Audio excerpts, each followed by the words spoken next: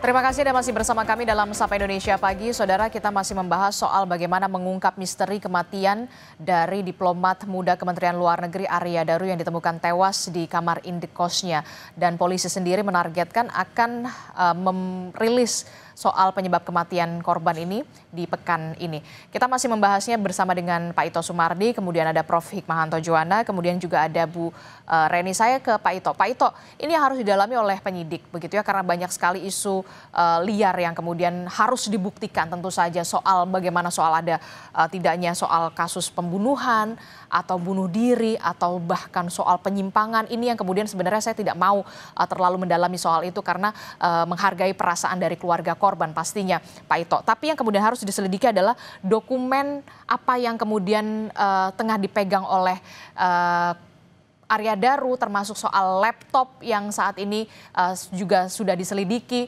oleh penyidik, termasuk juga komunikasi terakhir bersama sang istri. Inilah yang kemudian harus sebenarnya digali dan diungkap. Ya, baik Mbak. Pertama, mungkin perlu saya luruskan bahwa almarhum adalah local staff dulu di KBRI Myanmar Local staff. dan mendapatkan promosi untuk sekolah diplomat dan kalau tidak salah menjadi saksi di kasus di Jepang ya, TPPO di Jepang. Nah, kalau pertanyaan tadi kita melihat dari dua perspektif ya. Yang satu perspektif kalau memang betul adanya ancaman. Ini pasti sudah menjadi masukan bagi para penyidik ya dengan mematikan GPS, kemudian juga emailnya ditutup dan lain sebagainya. Nah ini tentunya perlu didalami kapan, kemudian apakah ini sangat dekat dengan waktu kejadian pembunuhan dan ini juga perlu nanti didalami kepada istri yang bersangkutan ya.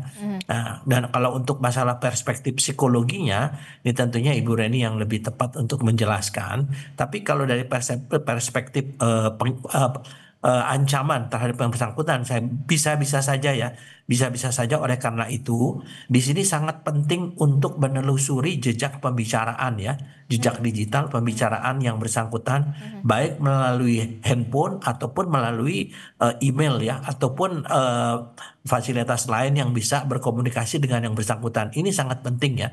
Mungkin kita ambil beberapa waktu yang agak jauh, 1 bulan atau bagaimana, dan kepada teman-teman almarhum juga tentunya perlu ada satu keterangan ya, permintaan keterangan bagaimana pribadi almarhum menjelang terjadinya kasus tersebut. Nah ini kalau dari perspektif untuk pengungkapan kasus dari kepolisian demikian Pak. Oke. Kalau kita melihat dari yang sudah beredar di media sosial dari mulai CCTV, kemudian penemuan jenazah begitu, ini mengarah ke pembunuhan kah? Kalau mengarah pembunuhankah ini cukup rapih begitu ya, cukup bersih, cukup clear, atau kemudian bunuh diri? Ya, berbagai isu yang muncul di publik itu menurut saya oleh penyidik itu juga dijadikan petunjuk, Pak. Karena kan kita lebih wide ya, lebih luas, komprehensif melihatnya. Penyidik juga tentunya juga memerlukan satu masukan-masukan ya untuk bisa dia lakukan penyidikan di lapangan.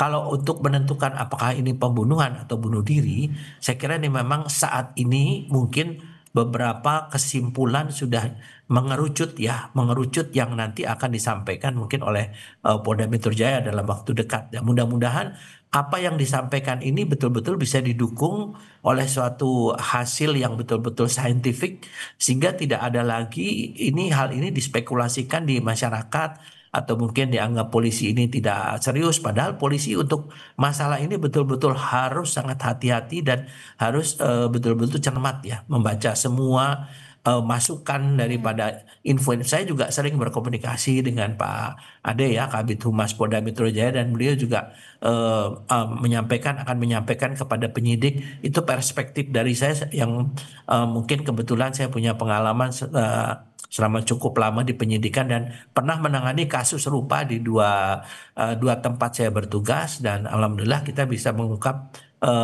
apa yang terjadi, kemudian pelakunya juga bisa ditangkap, dan juga ada satu kasus yang memang kasus bunuh diri ya. Saya kira mungkin pengalaman saya ini bisa disampaikan kepada adik-adik yang sedang bertugas, dan mudah-mudahan mereka pun juga akan menindaklanjuti ya dengan berbagai uji coba di lapangan ya, uji coba baik dalam segi forensik ataupun dalam interview dan lain sebagainya. Demikian, Pak. Oke, saya ke Bu Reni. Bu Reni, ini yang kemudian harus benar-benar didalami begitu ya, komunikasi atau jejak digital yang dilakukan Arya Daru bersama istrinya sampai seorang istri merasa khawatir sampai 3 kali menelpon penjaga kos begitu ya untuk bisa memastikan sang suami ini dalam keadaan tidak apa-apa di dalam kamar indekosnya. Ini yang kemudian harus didalami. Nah, rasa khawatir ini apa yang harus digali sebenarnya dari sang istri sampai menelpon 3 kali di kamar indekos yang setiap hari Arya Daru ini tidur begitu ya, berkegiatan begitu. Ini agak sedikit janggal kalau menurut saya. Iya, janggal atau tidak itu kan tentunya kita perlu mendalami ya. Di sini misalkan apakah biasanya komunikasi itu seperti apa?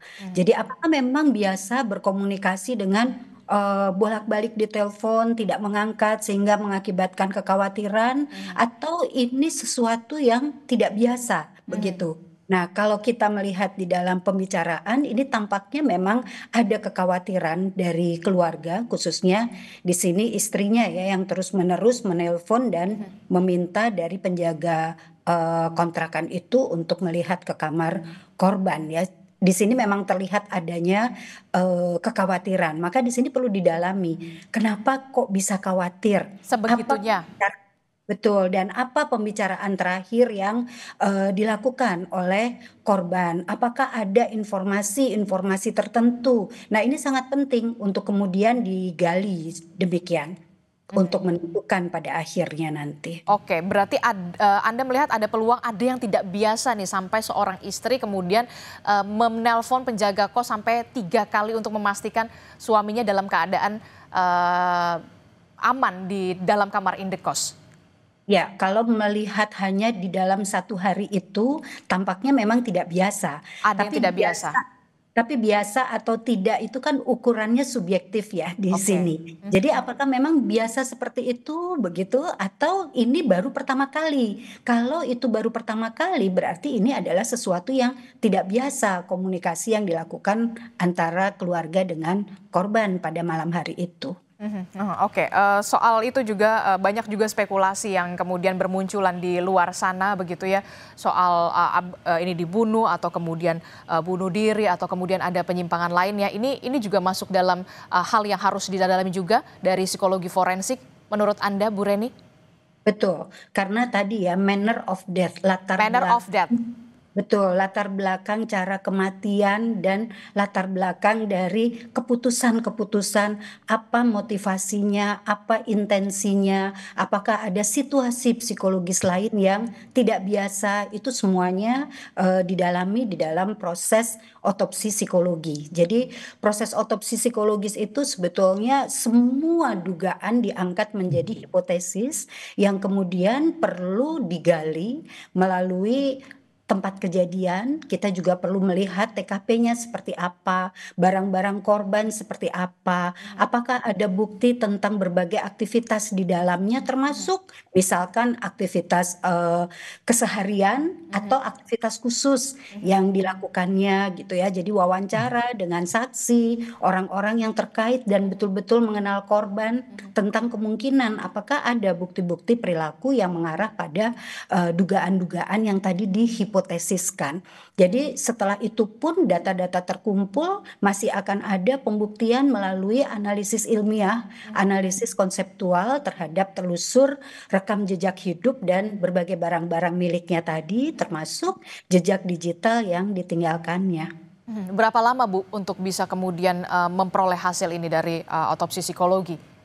Ya, sebetulnya kami sebagai psikolog itu tentunya inginnya semuanya bisa cepat. Betul. Namun kadang di lapangan itu hambatannya misalnya keluarga belum bisa secara lepas Terbuka. menyampaikan, ya betul, belum tentu bukan hanya terbuka, tetapi mungkin masih di dalam kedukaan yang mendalam sehingga Betul. kita perlu hati-hati pelan-pelan. Nah, ini juga mempengaruhi bagaimana waktu kami melakukan otopsi psikologis ini bisa cepat atau bisa lebih lambat seperti itu. Tapi kalau inginnya tentunya ingin cepat. Nah, ada satu apa namanya ya satu moto di dalam pekerjaan kami melakukan otopsi psikologis itu sebetulnya kita bukan bekerja cepat, tetapi Oke, kita bekerja tepat, tepat. seperti itu.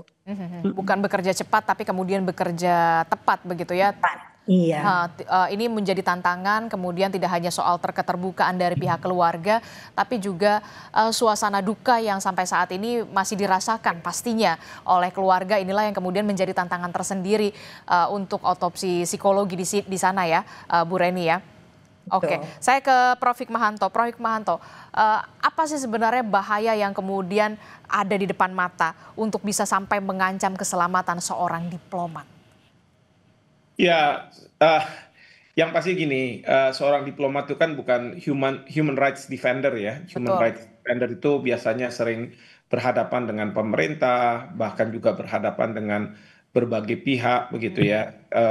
Tentu dia punya kerentanan. Tapi kalau sebagai seorang diplomat, sebenarnya tidak ada tanda kutip ya ancaman-ancaman dari negara lain, terutama karena ya mereka memegang paspor diplomatik, lalu kemudian mereka juga tidak bersentuhan dengan pihak-pihak yang dianggap sebagai punya potensi untuk mengancam jiwa mereka. Hmm.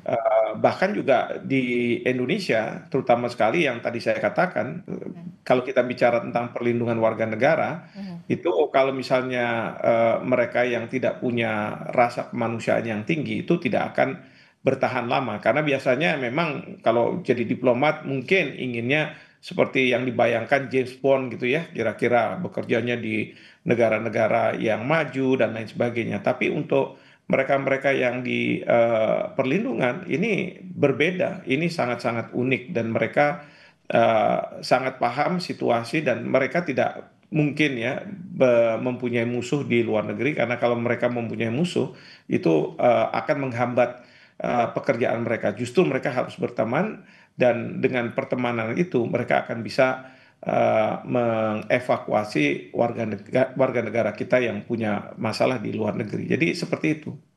Oke, saya ke Pak Ito. Pak Ito terakhir, Pak Ito, apa yang harus dicermati dari para penyidik untuk bisa menangani atau mengungkap kasus ini seperti Bu Reni dan kawan-kawan begitu soal otopsi psikologi, tidak hanya soal kecepatan tapi juga soal ketepatan.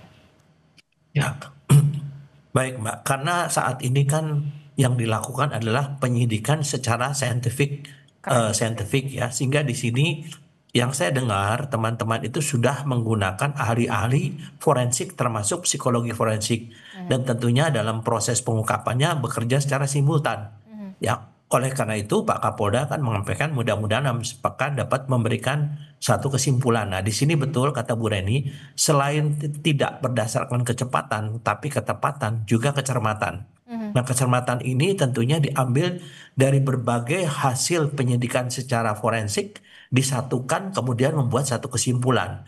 Sehingga saya setuju dengan Pak Yuda tadi, kebetulan teman saya Pak Direktur Perlindungan Warga Negara, kita jangan berspekulasi dulu. Betul. Namun kalaupun ada hal-hal yang disampaikan dengan kecurigaan-kecurigaan, tentunya kita harapkan bahwa teman-teman penyidik dapat juga menjadi satu petunjuk sehingga lebih lengkap daripada yang tadi disampaikan oleh Mbak, misalnya kenapa yang bersangkutan tidak mengetuk pintu. Nah, apakah dengan tidak mengetuk pintu dari waktu pertama jam 1 sampai jam 5 itu istrinya juga tidak meminta kembali untuk yang bersangkutan coba memastikan apakah ada atau tidak. Nah, ini tentunya akan menjadi pendalaman dari teman-teman penyidik di Polda Metro. Saya kira demikian, Pak. Oke, kita akan tunggu bagaimana hasil dari penyelidikan kasus ini soal penyebab kematian dari diplomat Kementerian Luar Negeri. Ada yang ingin ditambahkan singkat saja, Bu Reni, soal ini? Baik, psikologi forensik dapat menjadi bagian dari scientific based investigation, jadi investigasi berbasis ilmiah dalam mengungkap misteri kematian dengan menganalisis riwayat perilaku korban untuk menentukan motif, pola perilaku, mengevaluasi kesehatan mental korban untuk menentukan apakah ada gangguan mental yang terkait dengan peristiwa ini, membantu dan dalam wawancara dengan saksi dan orang-orang yang terkait dengan korban untuk bisa mengumpulkan informasi yang relevan dan menganalisis bukti data lainnya untuk menyimpulkan penyebab kematian. Nah, tentunya di sini sekali lagi duka cita yang mendalam untuk keluarga yang ditinggalkan, dan semoga spekulasi ini tidak terlalu berkembang jauh sambil kita menantikan bagaimana nanti simpulan dari pihak kepolisian. Oke, Prof. Hikmahanto, singkat saja. Ya, kita tunggu sajalah ya. Jadi kita tunggu saja, segala sesuatu harus pihak yang memiliki kewenangan dan pihak yang memiliki kewenangan yang bisa berada di tengah-tengah lapangan. Kalau kita-kita ini publik tidak mungkin. Dan saya sebagai orang hukum biasanya mengatakan kalau kita berpatokan pada satu fakta kurang cukup. Jadi semua fakta harus dikumpulkan dan berbagai bukti harus ada. Dan inilah yang merupakan kewenangan dari pihak kepolisian. Saya rasa kita tunggu saja. Oke, kita tunggu bagaimana polisi ini bisa mengungkap dari misteri tewasnya diplomat muda Kementerian Luar Negeri untuk juga bisa memberikan kepastian penyebab kematian ini juga terhadap publik, tidak hanya terhadap publik tapi kepada keluarga korban yang saat ini kita tahu masih sangat berduka. Terima kasih Pak Ito telah bergabung bersama kami, Bu Reni terima kasih, Prof. Hikmahanto Juwana juga terima kasih. Assalamualaikum, selamat pagi Bapak-Bapak dan juga Ibu. Waalaikumsalam warahmatullahi wabarakatuh. Waalaikumsalam warahmatullahi wabarakatuh.